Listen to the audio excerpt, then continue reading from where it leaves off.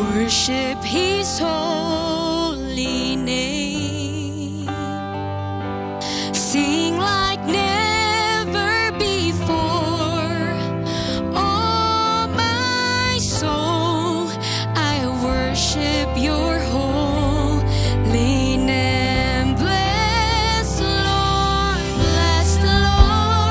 oh my soul. Oh my soul, worship His holy. We worship you, sing like never before. Oh my soul, I worship your holy name. Bless the Lord,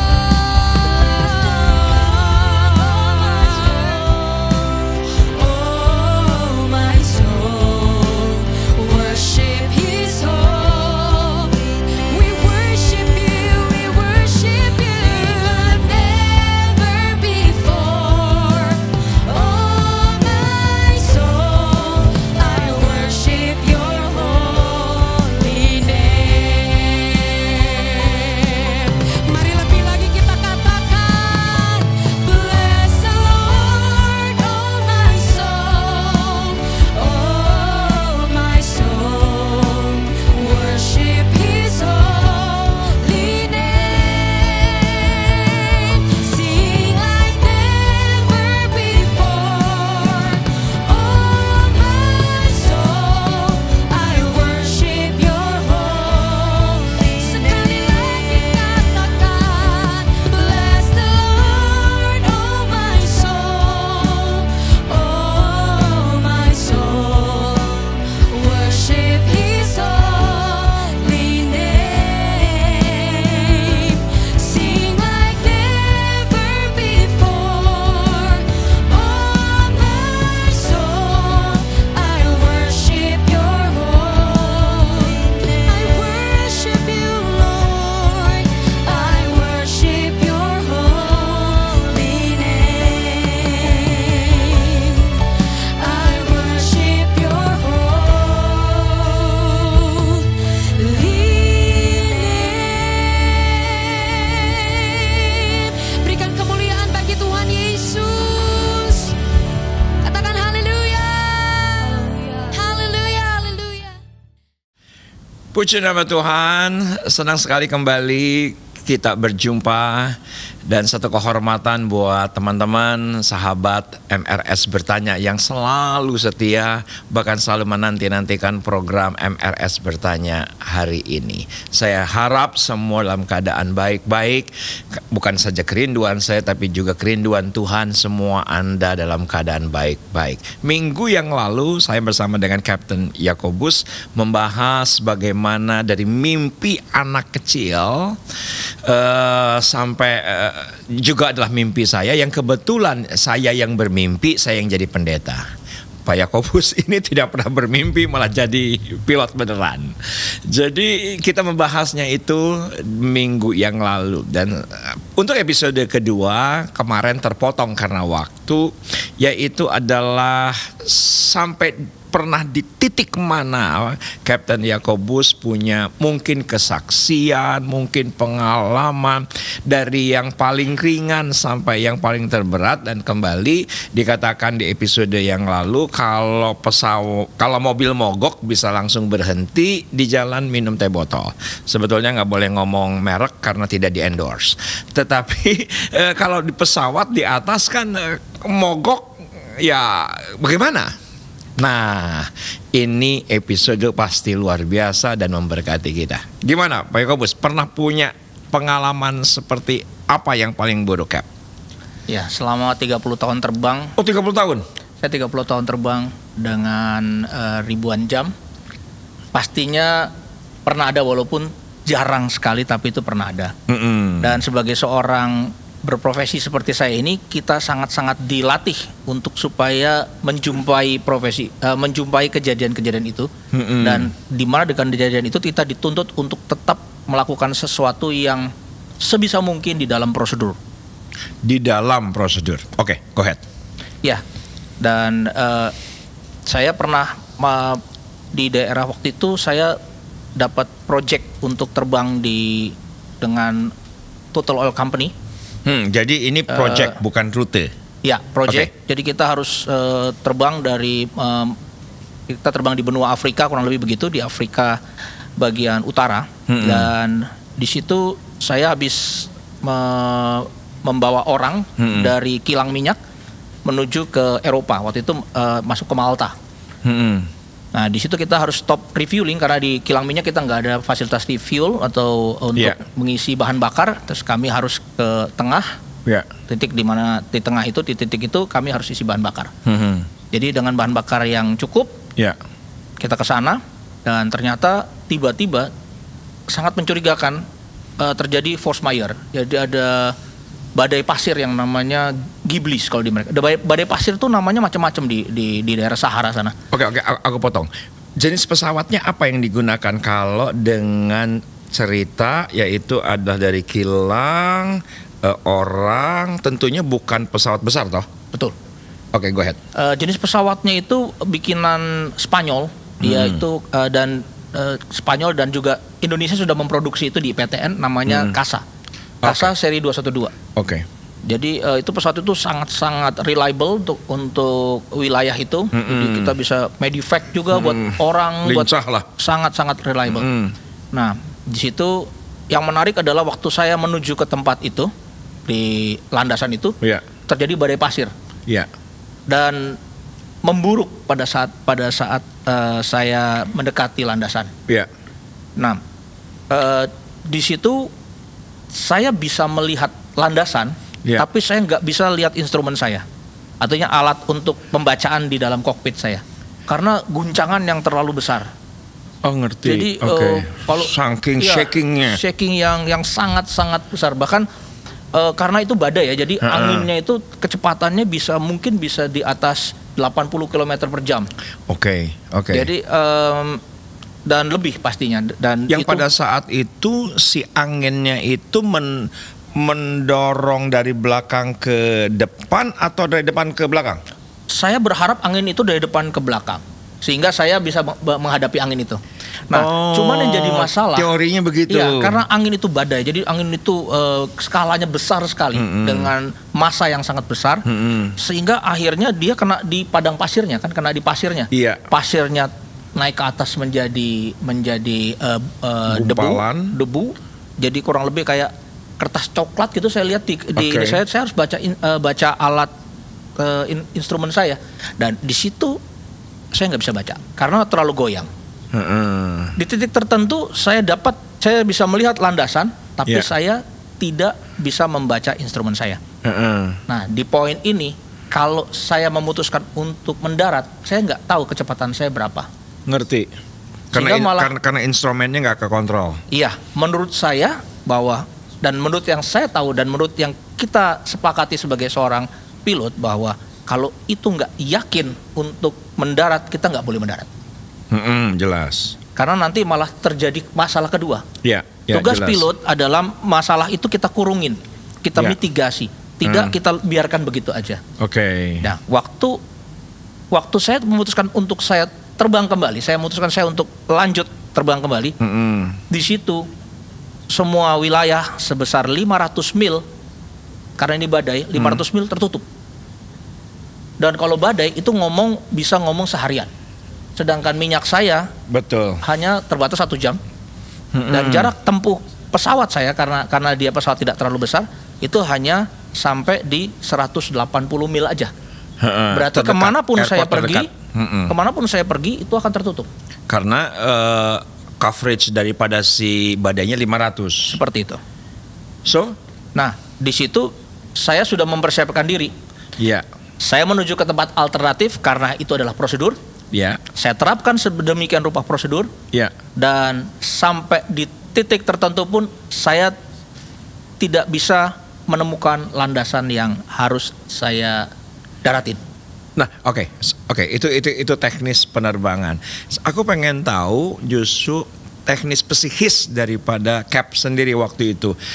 Bagaimanapun juga Cap nggak sendiri, ada co-pilot. Betul. Ada co-pilot. Ada kru, ada passengers. Ya. Walaupun mungkin passenger tidak seperti penerbangan umum yang ratusan gitu. Ya. Psikisnya kayak apa gitu ketika dalam keadaan kayak begitu. Yang mungkin itu juga gambaran kepada semua pilot-pilot yang mengalami hal yang sama, mungkin Betul. sedikit banyaknya. Betul.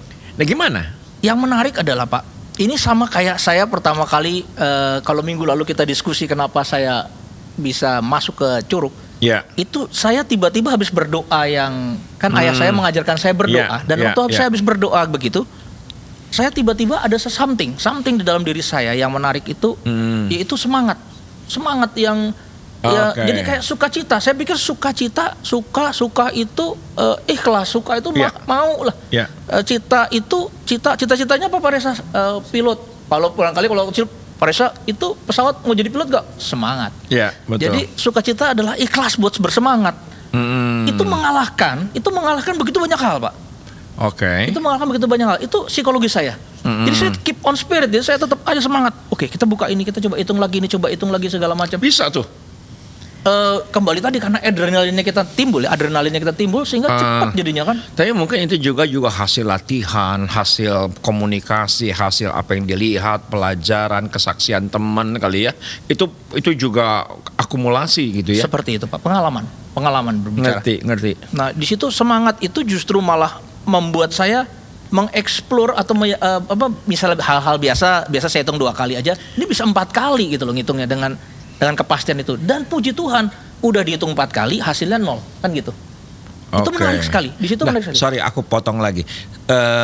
Itu apa tuh waktu jam terbang atau berapa tahun Cap sebagai pilot kejadian pertama dan segitu dramatisnya? Saya waktu itu sudah tahun 2004 dan itu jam terbang saya waktu itu sekitar ada di 6.000 jam. 6.000 jam. Jam terbang saya di pesawat itu sudah sekitar 4.000 jam. Jadi saya sudah cukup banyak dengan sudah lebih banyak sudah bisa berkomunikasi sempurna dengan pesawat itu. Oke. Nah, sekarang next. Itu kita barusan membahas apa yang sedang terjadi ketika badai itu terjadi. Nah, ini kita belum nyampe nih. Ini pesawatnya mendarat, ya pasti mendarat orangnya ada di sini.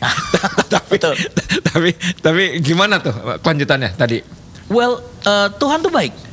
Dalam setiap keadaan saya mendapatin Tuhan itu baik. Kenapa saya menyukai pilot ini? Karena saya yakin bahwa ini dari Tuhan dan saya lihat kebaikan Tuhan dalam profesi saya ini. Sehingga akhirnya terjadilah hal yang sangat ditakuti oleh semua pilot termasuk saya. Apa itu? Kita kehabisan bensin. Oke, kita kehabisan bahan bakar. Oke, masuk akal. Di dalam badai masih terbang, kehabisan bahan bakar. Kita tidak tahu mesti mendarat di mana. Oke. Ini menarik sekali. Silakan terus. Di situ saya melihat respon dari teman-teman saya mencoba merespon teman saya, FO saya orang Itali waktu itu. Dia sudah kelihatan panik, tapi karena saya kelihatan excited, dia masih merasa kayak saya mempunyai hal-hal tertentu yang ada plan B, plan C. Seperti itu. Akhirnya saya bilang gini, oke, now you have control. Oke, control. Saya bilang gini, oke, we have 2 options. We can go down right now with engine, or waiting here until the fuel burn out, then we glide down as well. Saya bilang. Oke, jadi diturunkan dengan sengaja atau diturunkan dengan sebuah kondisi tertentu. Ya. Oke, terus go ahead. So, yang kita tahu di bawah ini landasan. Cuman karena kondisi seperti ini kita tidak bisa mendarat. Iya. Karena tidak kelihatan. Iya. Nah, jadi ini kita di luar procedures. Iya. Tapi bukan berarti kita membreak procedures. No. Iya. Kita hanya nge-bend prosedur kita bengkokkan sedemikian rupa, kita variasi sedemikian rupa sehingga apa yang terjadi di bawah masih dalam core yang sama. Dalam prosedur yang sama. Kamu setuju? Mungkin kali dia semakin bingung saya ngomong begitu. Dia iya aja, oke. Saya bilang 3. Which one? Yang 1 atau 2? Belum. Saya bilang, kamu setuju? Oke, yang paling setuju dulu. Oke, nah 3 hal saya bilang. Yang harus kita sama-sama di sini. Saya bilang, jangan pernah teriak di kokpit. No racing voice in the cockpit. Karena ganggu. Betul. Kayak kita kalau lagi nyetir gitu terus isi awas gitu kan. Seperti itu. Oke. Karena ini hitungan terlalu banyak. Oke, Nanti terus kalau misalnya go ahead, yang kedua? Nah, yang kedua itu. Are you sure? Yes, positif dulu. Oke, bagus. 2. No racing voices in the cockpit. Oke. Dia bilang, oke, I'm agree with that. Oke. Yang ketiga, neither panic nor not panic.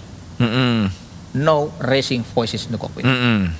Oh, jadi itu penting ya. Karena kita sudah di luar procedures, Pak. Kita di pinggirannya procedures. Jadi kita udah nggak bisa bikin apa-apa. Ini sudah bukan profesi lagi kita bicara. Tapi kita sudah berimprovisasi. Improvisasi biasa timbul dengan pada saat kita tenang. Biasanya kalau pemain band gitu, kalau dia lagi tenang gitu, dia bisa main. Makanya Alkitab bilang jadilah tenang supaya kita bisa berdoa. Bukan berdoalah supaya jadi tenang. Seperti itu. Terus. Oke, dia bilang gitu. Oke, my decision, we go down. Oke. Better with engine. Oke. Kita punya fuel sekitar, hitungan saya sekitar 11 menit. Tapi saya bilang sama dia kita planningnya 8 menit. Oke. Jadi touchdown. Gitu. Oke. Dia bilang now still on your control. Saya mau berdoa dulu. Oke. Maaf saya bacanya jadi kalau saya Inggrisin semua nanti jadinya saya jadi tambah takutnya saya tidak dimengerti dengan baik. So saya bilang gini, Tuhan, Jesus, thank you for this opportunity. I know there are no unintentional for you. Yeah. So right now, give me your blessing. Yeah. Give me your strength. Yeah. And give me your power. So Okay. whenever result come downstairs, let your name be glorified. Yeah. In Jesus' name, I pray and grateful. Amin. Nah, now my control. Oke. Apa Saya yang terjadi dengan 7 menit kemudian? Saya jalanin aja lurus. Saya udah atur sebenarnya hitungan kita manfaatkan hitungan saya. Kita lurus tanpa arah tujuan gitu. Tapi kurang lebih landasan di depan. Cuman instrumennya menunjukkan landasan depan. Cuma kita nggak bisa lihat itu saja. Gitu. Jadi saya belajar beriman kali Pak ya. Tidak melihat tapi tahu di situ depannya. Terus kita maju. Tahu-tahu di let's say di 7 menit terjadi karena itu masih perlu landasan itu perlu 9 menit Pak. Ya. 9 menit kurang lebih jadinya 9 menit karena anginnya kencang sekali. Dia keras sekali anginnya tuh. Sehingga akhirnya di 7 menit kalah mesin 1. Jadi mesin 1 mati. FO saya sempat terkaget. What's that? It's okay. It's our right engine. It's gone. Dia bilang gitu. Engine sebelah kanan mati. Oh, udah mati. Mati dengan sendiri karena habisan minyak. Dia terus pesawatnya terus. Begitu several second sebelum touchdown, saya tiba-tiba ngelihat ada cahaya merah. Ada cahaya merah di sebelah kanan. Ada cahaya merah Di sebelah instrumen? kanan. Bukan di luar.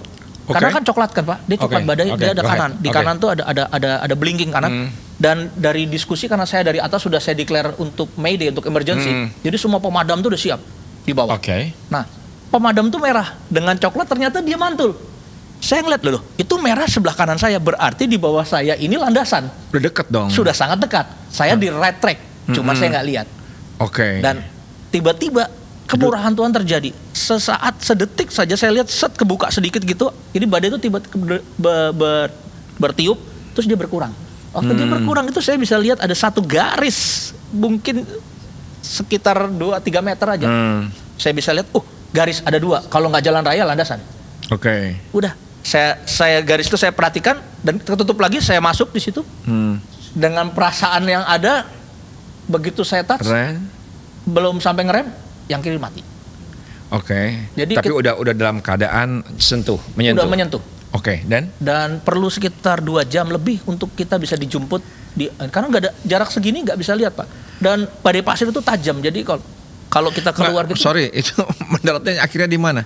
Runway atau di jalan raya? Persis di tengah landasan. Wow. Persis di tengah landasan. Even di pinggir landasan juga sebetulnya nggak apa-apa. Nggak ada masalah daripada nggak mendarat gitu Mbak. Iya betul. Ya. Tapi ini kok bisa di tengah ya? Di tengah, persis di tengah landasan. Wow. Kalau secara teknis gitu, ini tuh intuisi atau pengalaman atau apa yang menentukan? Ya di luar faktor X yaitu Tuhan ya. Itu tentu ada pada setiap orang percaya. Saya setuju. Jadi yang menentukan adalah faktor kecermatan, Pak. Precision will save your life. Wow. Oke. Nah, saya precisionnya sama Tuhan itu aja kalau waktu itu. Oke. Dan semua hikmat Tuhan tahu-tahu tiba-tiba 7 menit yang itu 7 menit countdown itu sangat-sangat berarti buat saya gitu loh. Oke. Itu angin kenceng bagaimana, goyang kayak gimana, tapi saya tiba-tiba timbul semangat gitu loh, Pak. Oke, ayo.